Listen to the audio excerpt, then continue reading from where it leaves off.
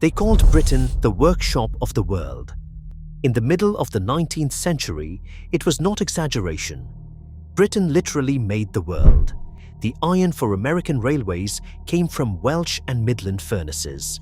The locomotives pulling across those tracks were built in Manchester, in Leeds, in Glasgow, and the cotton threading through the looms of Bengal had already passed through Lancashire before it returned as finished cloth.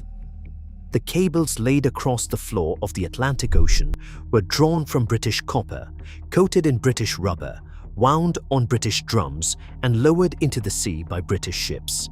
Stand on any hill above any major British city in 1870 and you would see it, a dense, dark, roaring canopy of smoke, and underneath it, the most productive industrial economy the planet had ever produced. Historians and economists reached for a phrase that has lasted ever since. They called Britain the workshop of the world, and it was not exaggeration. By the 1870s, this small island, home to less than 2% of the global population, was generating roughly a third of the world's entire industrial output. It had arrived first, moved fastest, and for a full generation it looked as though nothing would shift it from that position. It did not hold that position. What unfolded across the following century and a half became one of the great unresolved arguments of British economic life. Was deindustrialisation inevitable? Was it managed deliberately or simply allowed to happen?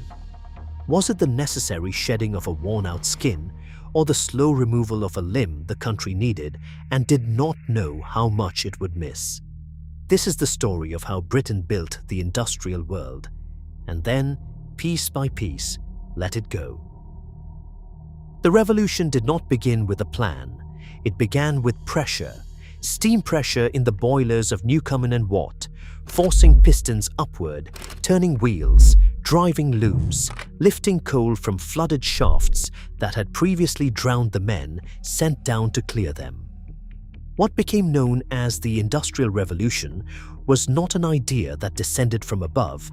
It rose from below, from the practical intelligence of millwrights, engineers, iron masters, and the women and children who fed the machines and were sometimes fed into them. Britain held the right conditions at the right time. Coal existed in abundance, located close to the surface and close to the coast, which meant transport costs stayed low when they mattered most. Navigable rivers carried goods before the canal networks arrived.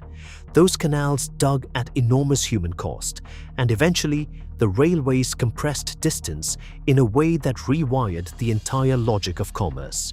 A merchant class willing to invest, combined with a legal system that protected property and contract well enough to encourage calculated risk, completed the picture.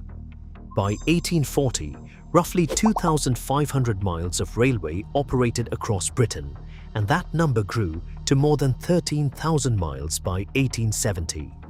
The iron for those tracks, the engines hauling across them, the stations receiving them, all of it British, most of it built in towns that had not existed 2 generations before. The human cost ran alongside the economic achievement and never separated from it. Factories required bodies, mills required small bodies with hands that could reach into machinery where larger hands could not fit, and the hours were long. The air was thick with particulate, and injuries moved through workplaces with a regularity that no one in authority treated as a crisis.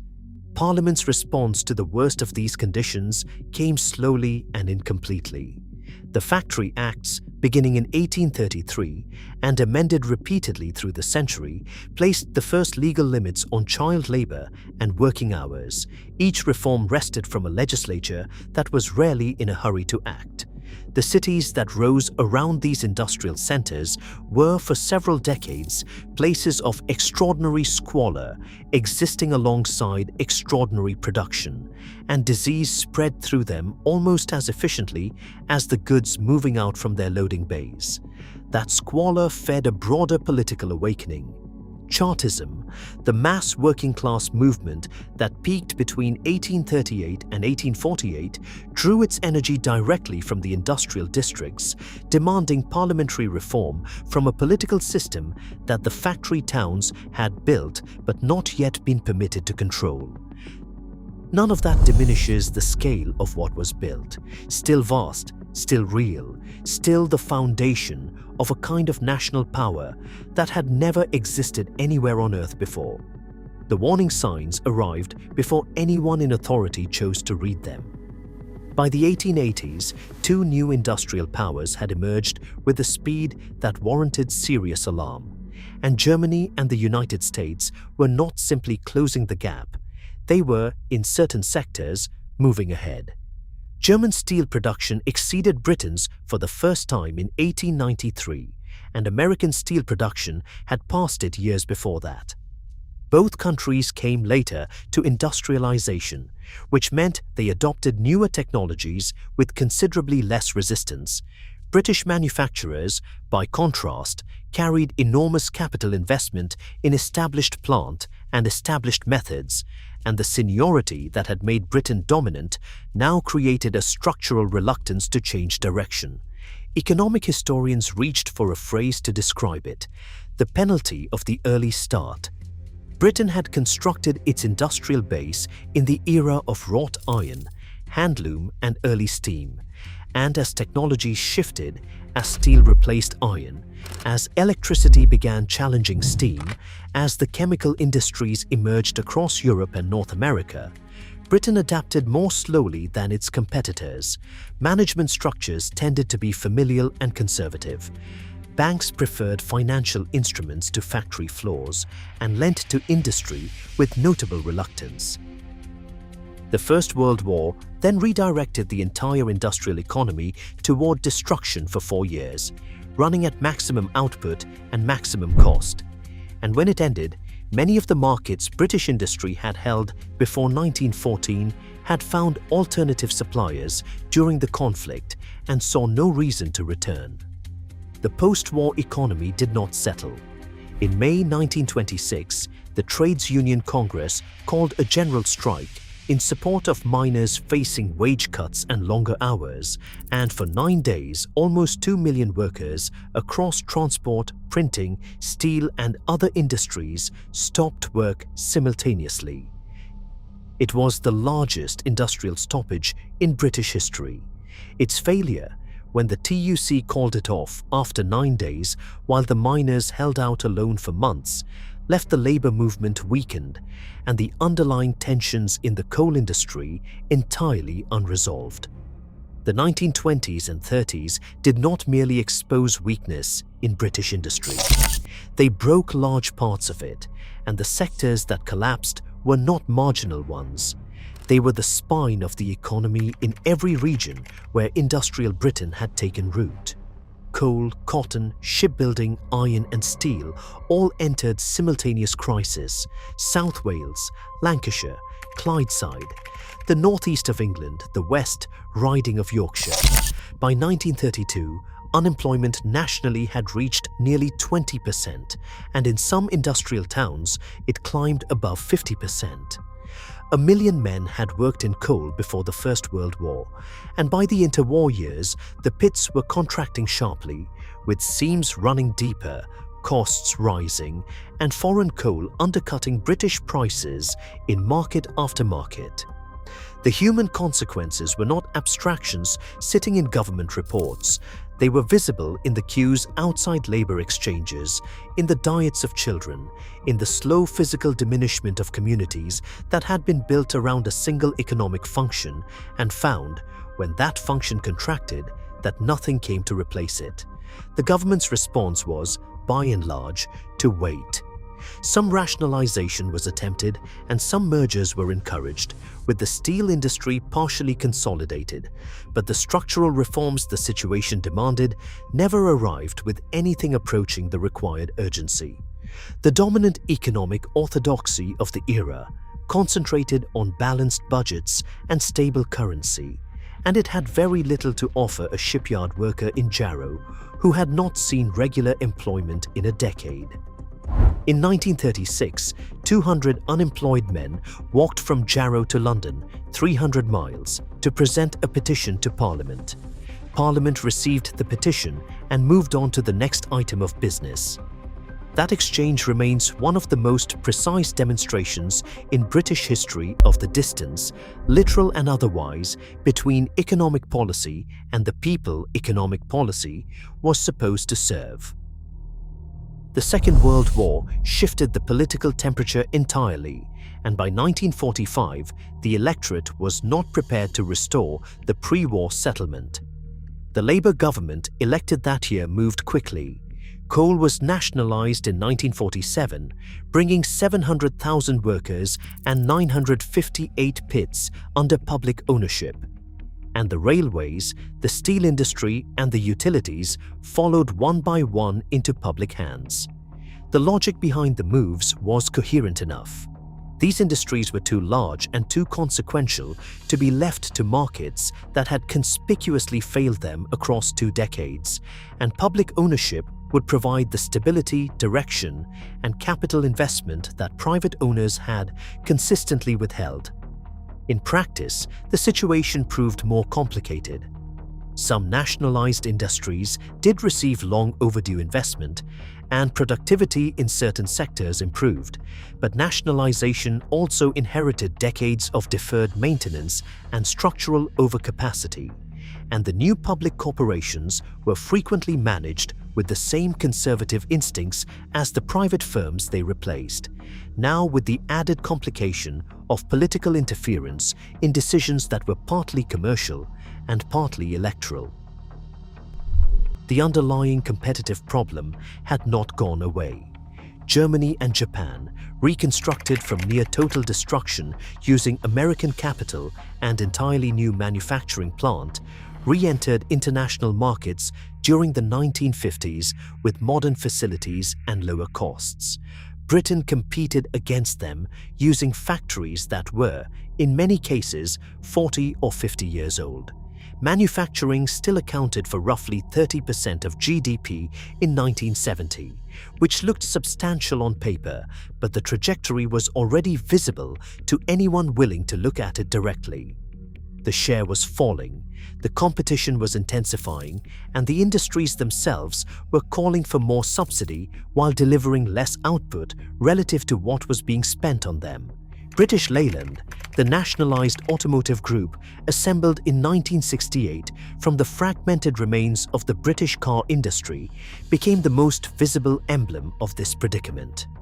Absorbing billions in public funds across the 1970s while losing market share to foreign competitors, it stood as the era's defining case study in whether state ownership could rescue industries whose structural problems ran deeper than ownership alone could fix.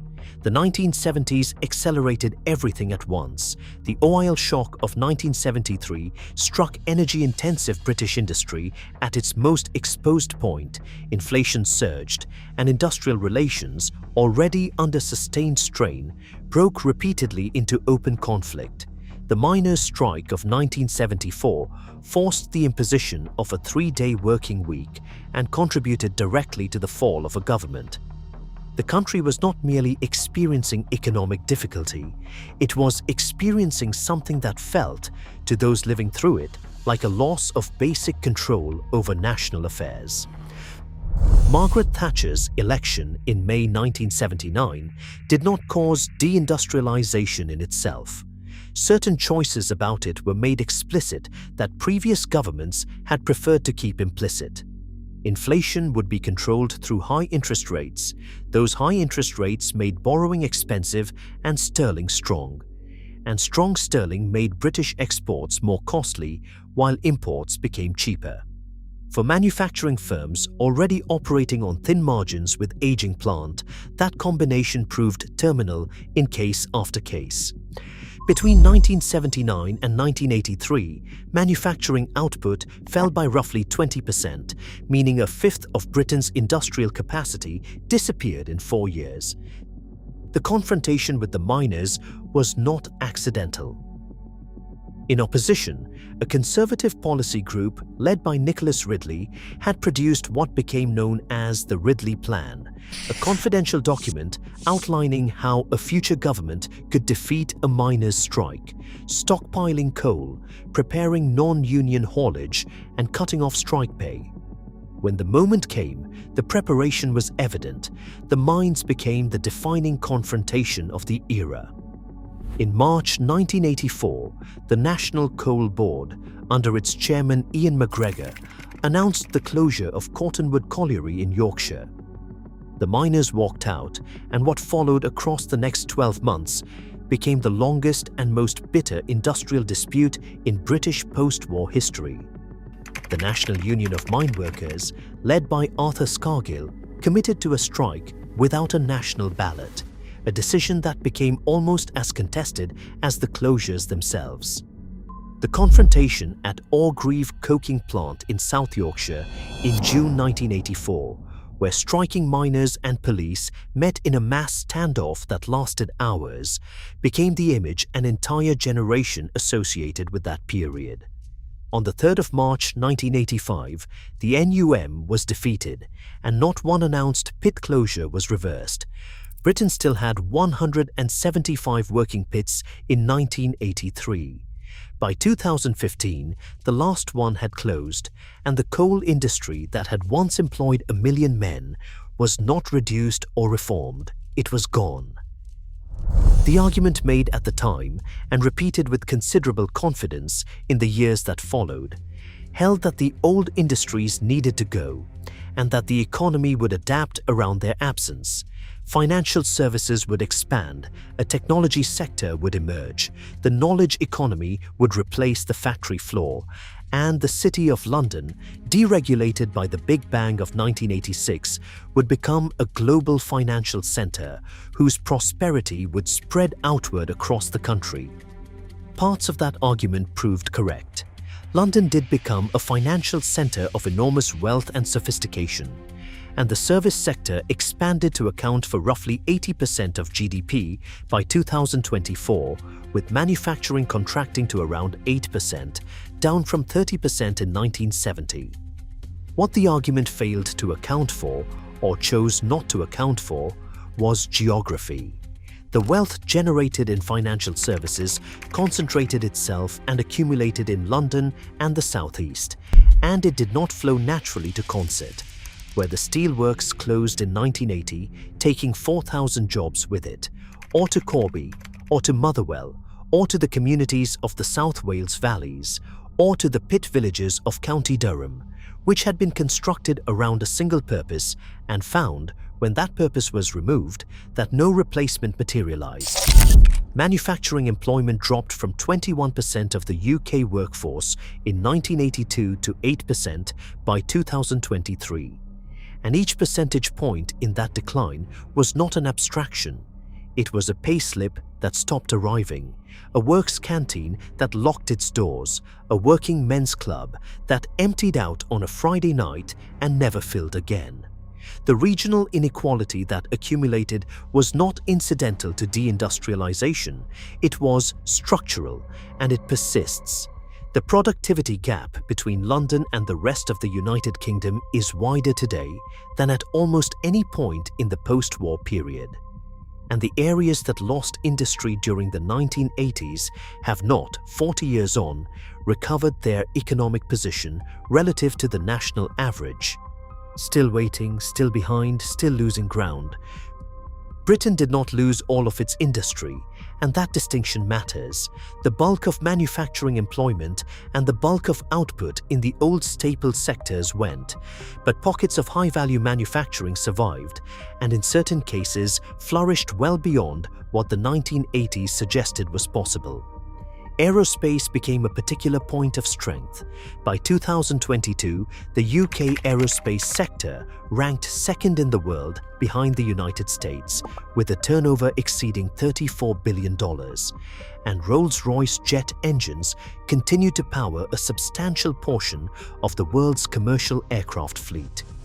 pharmaceuticals, specialty chemicals, advanced defense systems, and high-end automotive manufacturing all held on and adapted, still working, still competitive, still present in global markets.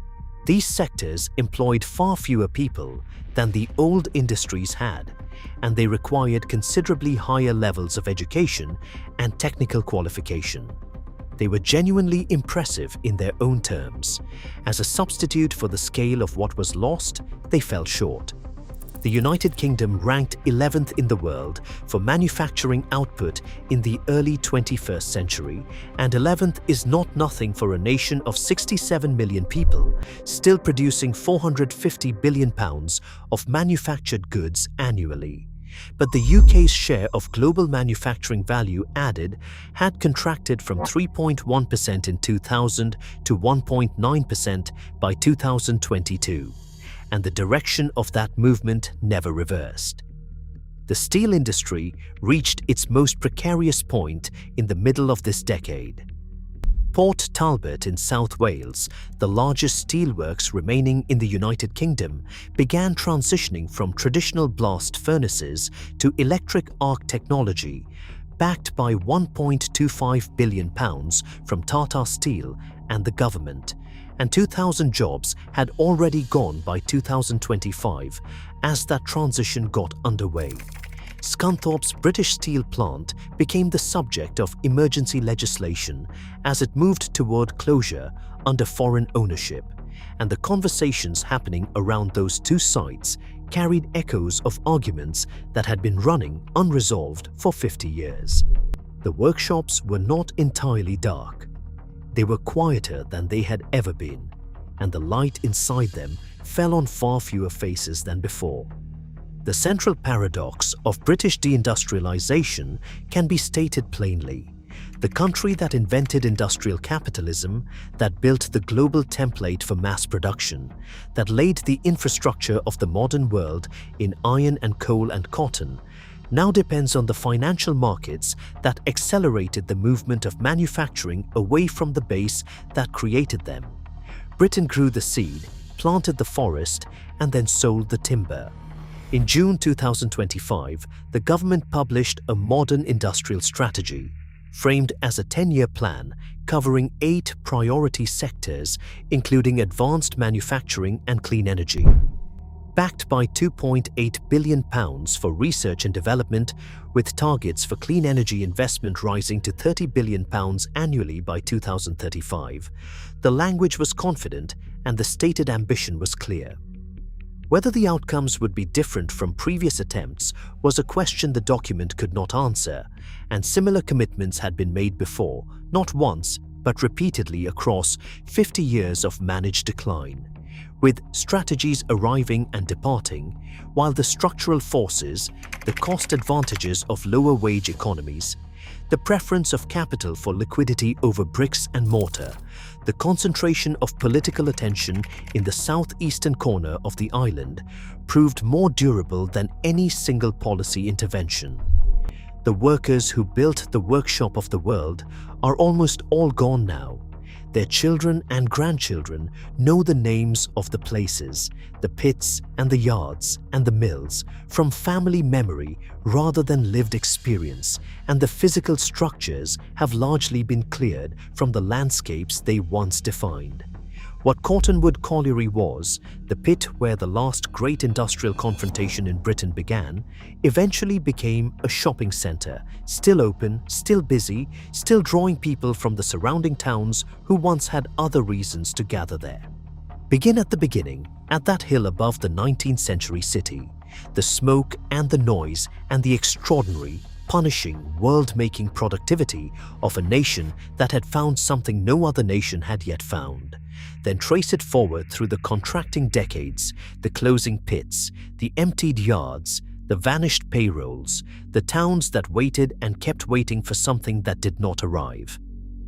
The workshop of the world made things that crossed every ocean and entered almost every country on earth. What it cost to build and what it cost to lose fell almost entirely on the people who did the work.